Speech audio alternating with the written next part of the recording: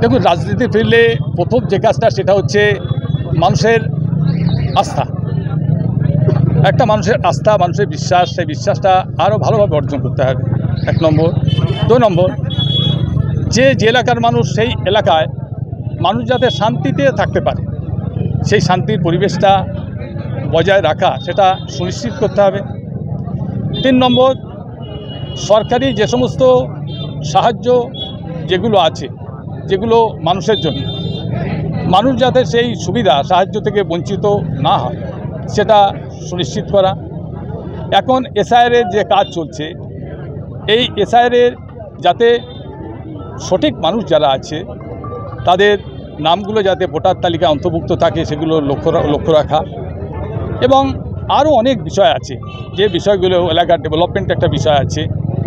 এই সমস্ত বিষয়গুলো এক কথায় মানুষের সঙ্গে সংযোগটা বিভিন্ন